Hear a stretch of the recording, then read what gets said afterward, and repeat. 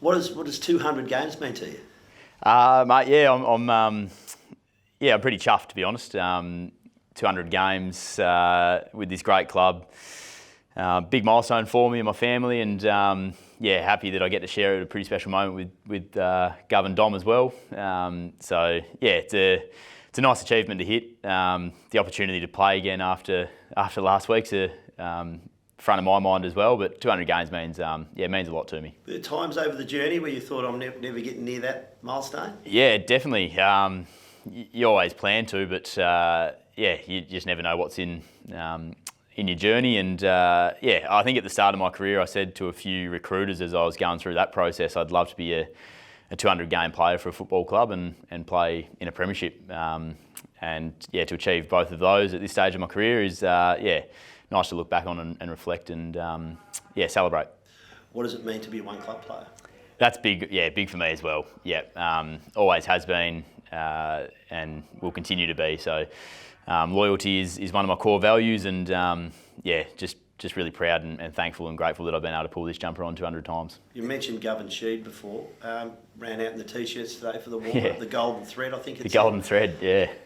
What you look back on that goal and the chance to share your milestone with their milestone, I guess, this weekend. Yeah. I mean, those boys, regardless of that play or not, great mates of mine for a long time, and careers probably cut a little bit shorter than they would have liked. But I think to all come together with our family and friends and past players, and we'll have a few people there celebrating as well. But just nice to share the moment. I don't think either of us would like to sort of be on an island in these games. It's just not our style and our personality. So sharing the moment would be nice for the three of us, I think. And Ryan Marrick plays in his 50th game, so I hope that that's something to celebrate too.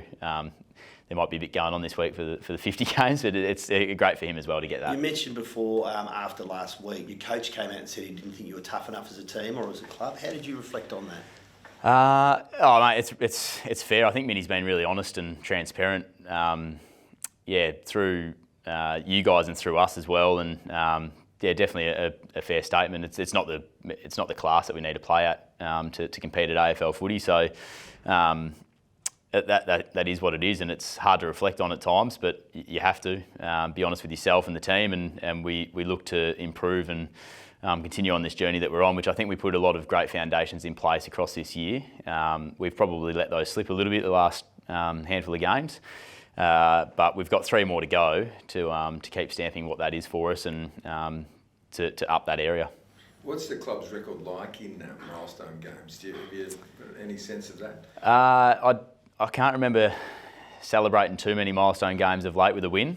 I'm not sure whether that's because of the milestone or not at the moment. It's been a tough period, there's no doubt about it. I'd love to, not for my 200th or Gov and Dom's final game, I'd love to win. So I think everyone would, and whether it's this week, the week after, round 1 next year, we all want some wins. Do you look at first v 18th and just think, the ultimate challenge sort of thing? I think there's a part of that you've got to embrace. It's going to be a tough challenge. I watched Adelaide play on the weekend, and they're up and going at the moment across all areas of their game. So part of that you definitely need to acknowledge and move on from. But there's also that healthy sense of optimism, and we can shake up a few things too if we bring our best. So there's definitely that focus on us as well. Jack Graham will be available this week after serving his 4. Did he address the group after his suspension? And the second part of that is back to the midfield. Do you think a bit more experience? I really immediately, Fridge did, which was great. Did what he had to do. Obviously owned the mistake and moved on. And I think straight back into the midfield would be the play. I don't know that for sure, but certainly adds a lot of leadership in our midfield group. To inject him back in there would be huge for our young midfielders. So I'm assuming that's where it'll be. Can't tell you for certain, mate, but I'd say it'd be back through the midfield. The 3-headed monster, so the Adelaide forward line.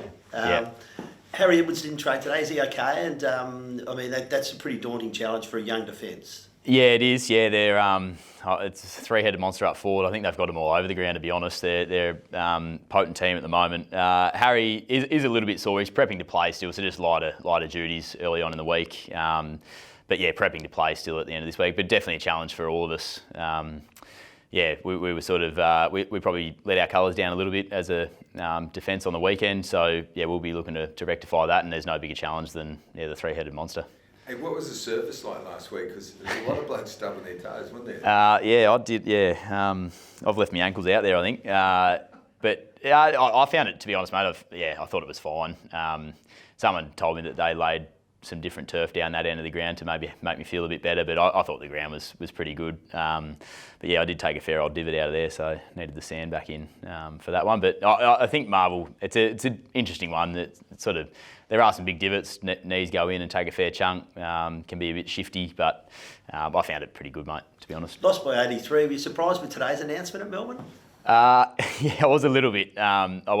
Yeah. It's a tough time for a club to go through that. 3 games to go. Obviously, hopefully there's some support around Goodwin as well. But yeah, it's an interesting choice, I must say. Yeah. Fritz up the other end with his stubbing his toe, but there was nobody covering as a defender and as the captain on the day. How did you feel when you saw that the bloke marked the ball in the goal square when there was a miss kick? Yeah, that's it's one of those things. I mean, you probably reflect on that. Were we internalising a little bit, being a little bit probably flustered by what was happening, the onslaught of goals there. But yeah, stuff like that, that's just concentration over a long period of time. We need to be able to do that for 4 quarters. I'll probably put that down to a little bit of concentration, which we need to keep learning about and keep putting ourselves in positions like that. But you just can't switch off in this game.